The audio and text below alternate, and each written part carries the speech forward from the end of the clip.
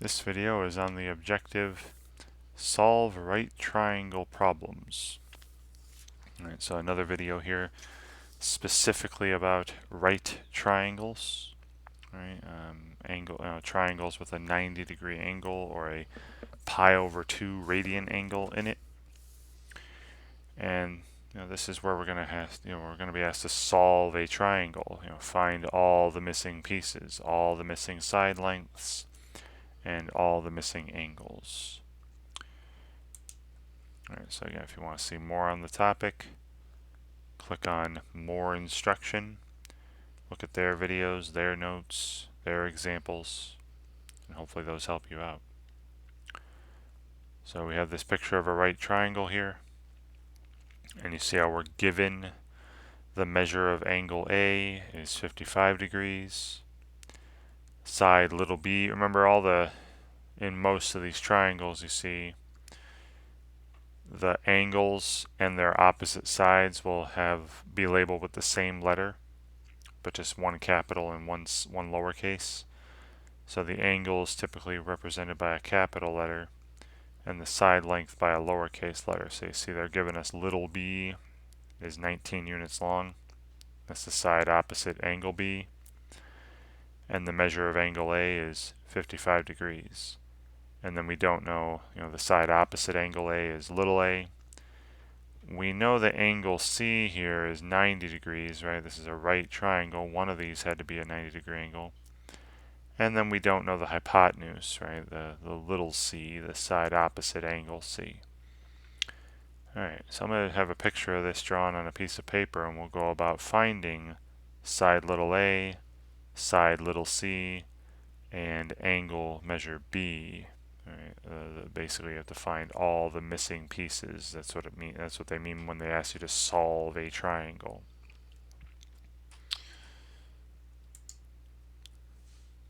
Okay, so I've got a drawing of that same triangle with all the same stuff labeled. I've got the calculator up, because we're eventually going to be using it. They want, because they eventually want you to round all your answers to 1 decimal place. All right, so probably going to be using the calculator here. Now, if you know 2 angle measures of a triangle, the third one should be pretty simple to find.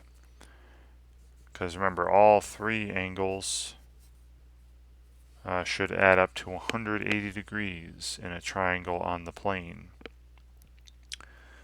So I'm going to take 180 degrees and take away 90 degrees.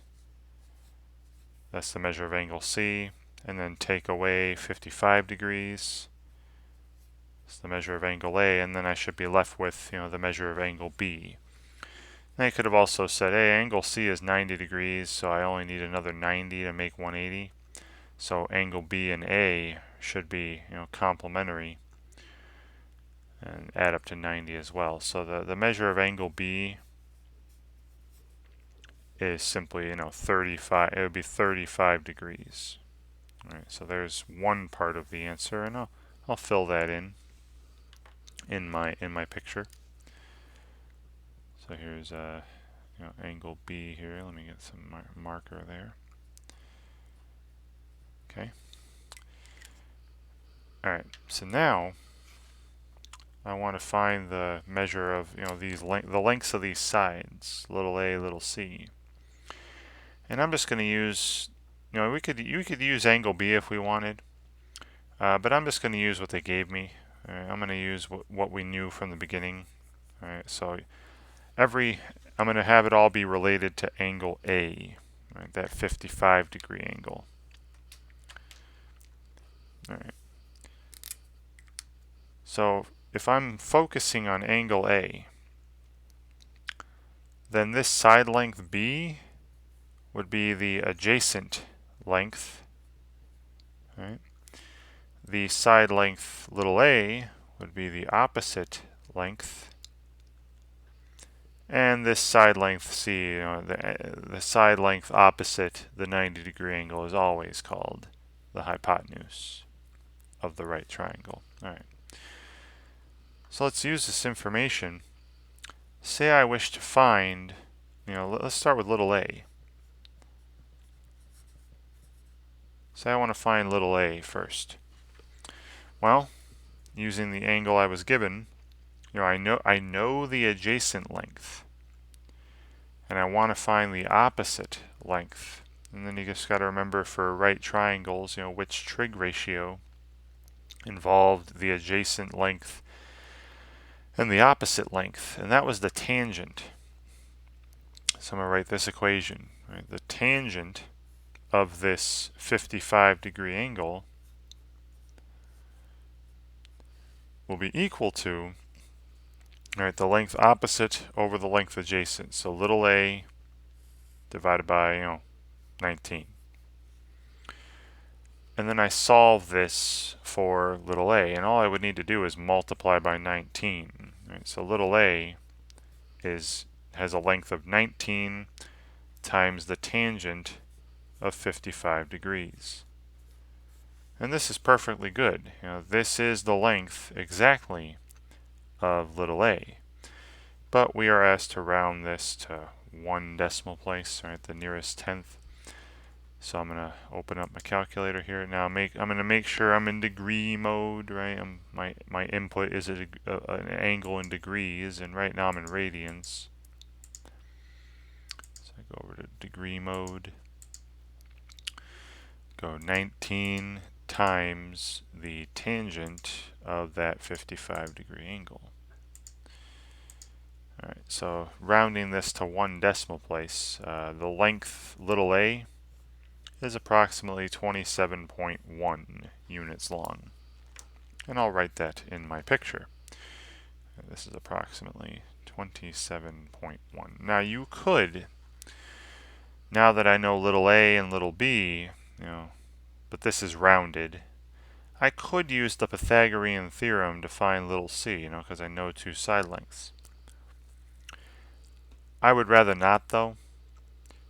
Personally, I know they do it in some of their answer explanations, but personally, I would like to use as little rounded numbers as possible, right? This is a rounded answer.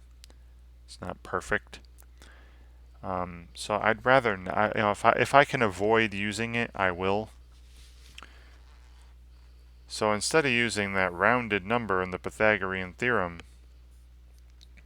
when I want to go find little c, I'm going to stick to what I was given in the beginning again.